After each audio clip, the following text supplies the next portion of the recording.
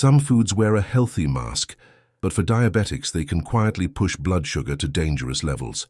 Two of these so-called superfoods are on the table of many people every single day, and yet they bring hidden risks. Today, I'll reveal what they are and why they're not as safe as you think. Stay with me because this truth can change the way you manage your diabetes. And don't forget to leave a like. Your support helps this vital message reach more people. You probably hear all the time that sweet potatoes are better than regular potatoes. And yes, they can be a good choice when eaten in small amounts. But let me tell you something important. When you eat too much, they can still raise your blood sugar and leave you feeling heavy, tired, and achy. I want you to picture those afternoons when your legs feel weak and your back hurts a little more than usual. Sometimes it's not just age, it's the food we put on our plates. Sweet potatoes are often baked, mashed, or made into fries. People think they are always safe, but when eaten in large portions, especially if you pile them high on your plate, they can bring discomfort. Many seniors I've spoken to mention joint pain and swelling after meals with too much starch. Have you noticed that happening to you? Write in the comments the word balance if you agree that moderation is the key. The tricky part is that sweet potatoes taste so good, it's easy to overeat. They're soft, sweet, and comforting, almost like a warm hug from the kitchen. But too much of them can lead to stomach bloating, sore knees, and that restless feeling when your sugar is unsettled. If you've ever felt your feet swelling or your hands getting stiff after a heavy meal, sweet potatoes might have been part of the reason. Now, don't get me wrong. I'm not saying you can't enjoy them. I'm saying you need to be mindful. A small portion, maybe half a cup, can give you steady energy without making you crash later. Pair it with a piece of chicken, fish, or even some green beans, and you'll feel more stable. Have you ever tried balancing your meals like that? It makes a big difference. Let me give you a simple idea. Instead of eating a large baked sweet potato by itself, try slicing a smaller one into thin pieces and roasting them with a drizzle of olive oil. Sprinkle a little cinnamon for flavor.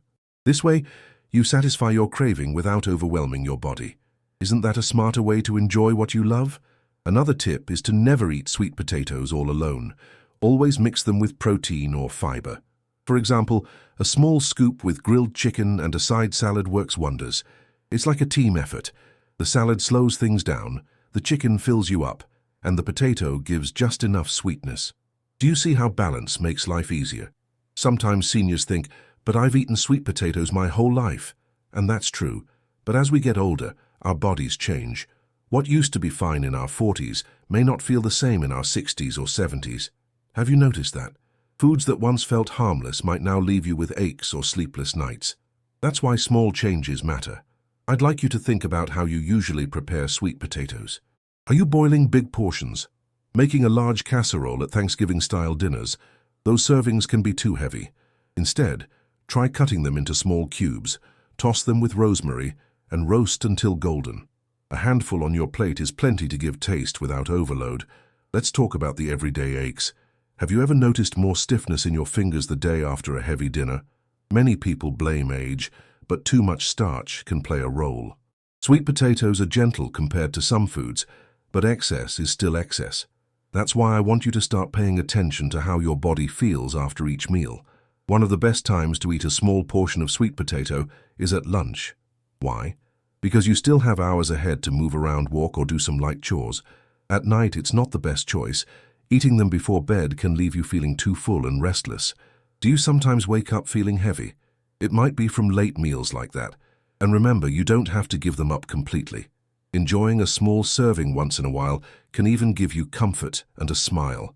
The goal is not to avoid, but to adjust.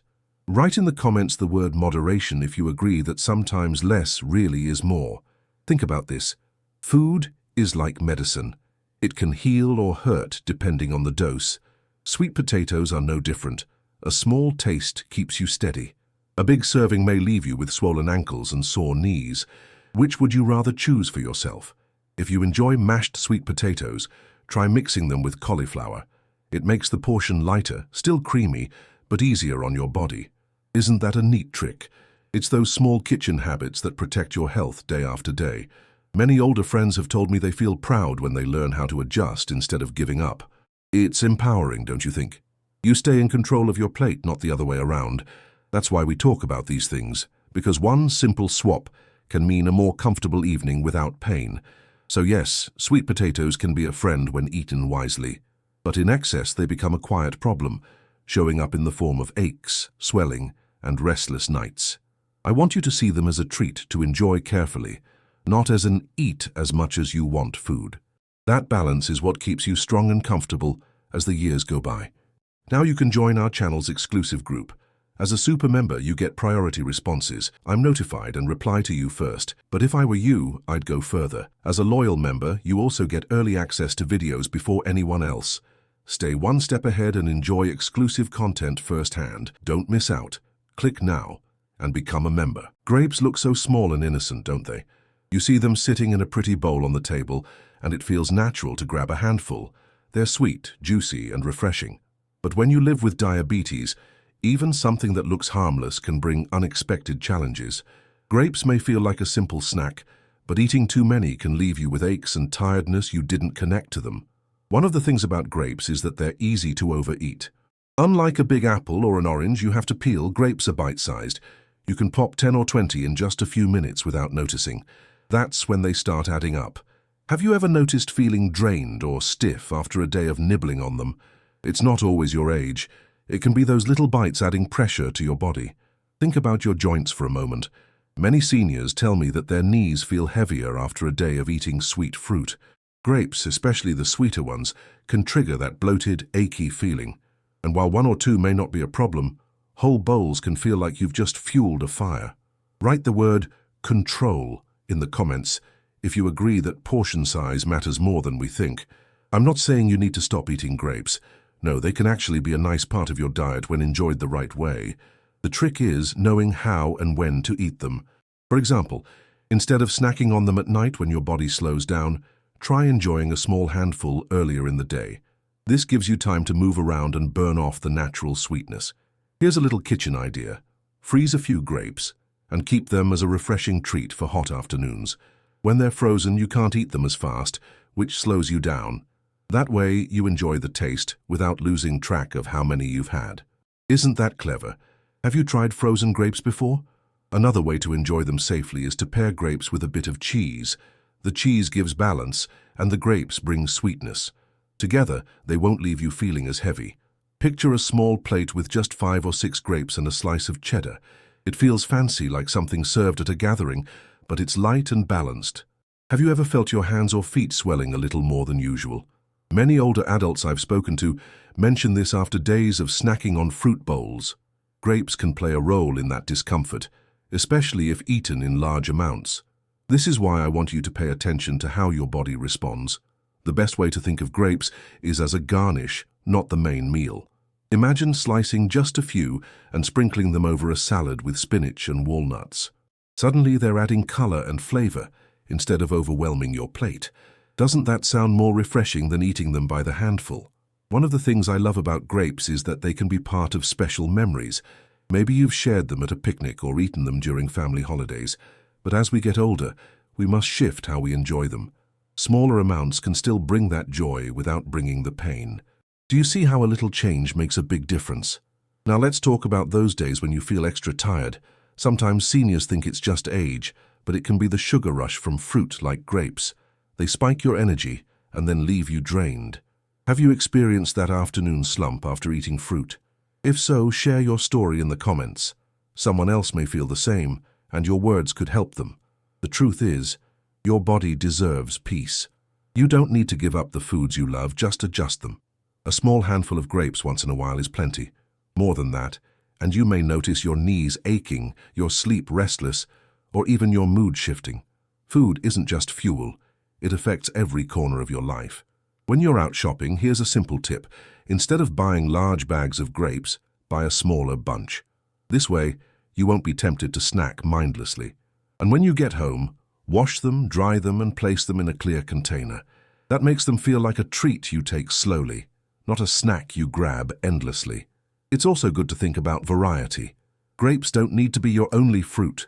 Have you tried replacing part of your snack with a slice of apple or a few berries? This balance keeps your body calmer and gives you more options without relying too much on one sweet food. Variety is your friend. Another thought. Grapes are often served at family gatherings, right? Picture the holiday table with grapes sitting next to cookies and pies. In those moments, remember this tip. Make your portion first. Put 5 or 6 grapes on your plate and walk away from the bowl. That way you enjoy them, but you stay in control. Sometimes the body sends signals we ignore. A little swelling, a dull pain in the shoulders, a restless night. We often blame age or weather, but food plays a bigger role than most realize. Grapes in excess can quietly contribute to those signals.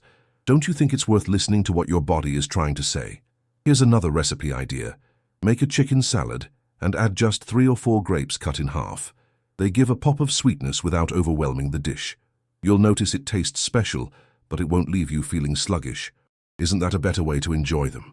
And don't forget, sharing matters. If you've ever found a creative way to enjoy grapes without overdoing it, tell us in the comments. Someone else might be waiting for your tip to feel better in their own life. Your story could be the light someone needs today. A lot of seniors tell me they feel guilty for liking sweet foods, but there's no need for guilt. The answer isn't avoiding, it's adjusting. Grapes can still be a joy, as long as they're part of the picture, not the whole meal. Write the word balance if you agree that moderation makes life better. Let's think about evening time. Many people enjoy a small snack while watching TV. If grapes are your choice, limit yourself to just a handful and make sure you've already had a balanced dinner. That way you won't wake up with sore joints or restless sleep. Do you sometimes snack at night? It might be worth paying attention to how your body feels afterward. Here's a gentle reminder. Not every fruit is the same. Grapes, because of their size and sweetness, are more tempting to overeat.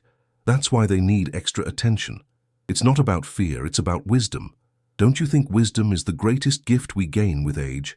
Let's imagine breakfast for a moment. A bowl of oatmeal topped with just 4 or 5 grapes cut in half adds sweetness without overwhelming you. It feels satisfying, it looks pretty, and it won't leave you sore later. That's a perfect example of how small amounts can still bring joy. Some people think, but grapes are natural, so they can't be bad. Natural doesn't always mean harmless. Even water in excess can cause discomfort. That's why moderation is so important. Food is meant to serve you, not control you. And when you stay mindful, you stay strong. If you've ever had a day where your ankles swelled and you couldn't figure out why, think back to what you ate. Was there a large portion of grapes? It might surprise you how often those little fruits play a role. Paying attention now means less pain later. Let's try something different together. Next time you want grapes, put them on a small saucer, not a big bowl. That small change helps you slow down and appreciate each bite. Doesn't that sound better than rushing through them? Think of grapes like tiny drops of sweetness, beautiful, tasty, but not meant to flood your system. A drizzle of sweetness is enough. Too much, and it weighs you down. It's the same lesson we've learned with life. Small joys are often the sweetest. Have you ever noticed how your body feels lighter when you don't overdo sweet foods? That same peace comes with grapes. By keeping portions small, you protect your joints, your sleep, and your energy. That's worth more than a moment of sweetness, don't you think? I'd love to hear from you. Have grapes ever made you feel achy or tired? Share your experience in the comments. Here, your story matters. You never know whose life you might touch with your words. That's the beauty of this space. We learn from each other. Food memories are powerful, and grapes are often part of them. From family gatherings to picnics in the park, they bring comfort, and you can still enjoy those moments today, just in smaller ways. That way the joy stays, and the pain doesn't follow. Sometimes it helps to have a word to hold on to. For grapes, that word is portion. If you remember that, you'll always know how to handle them wisely. Write portion in the comments if you agree. It's a simple word, but a powerful reminder. So the next time you see grapes shining in the grocery store, take a moment. Smile at their beauty, choose a small bunch, and remember this talk. Grapes can be part of your life, but in the right amount. That balance keeps your body strong, your evenings calm, and your heart at peace. And that's exactly what you deserve. Before you go, I want you to think about something important. We've just talked about foods that seem safe, but can secretly make life harder for someone living with diabetes. But what if I told you there's another way to eat that not only keeps your sugar steady, but also makes your body feel lighter and your energy last longer through the day? Right here on the screen, I'm leaving you a video that reveals how to eat smarter with diabetes. And trust me, it's not just another tip you've heard before. It's something that could change the way you prepare your meals and the way you feel after eating. If you skip it, You might miss out on the very thing that could help you avoid those painful sugar spikes that leave you tired, swollen, or restless at night. Why let one click stand between you and feeling better every single day? Think about it. One small change in your kitchen can mean more peaceful nights, less joint pain, and more freedom to enjoy your family. Isn't that what you want?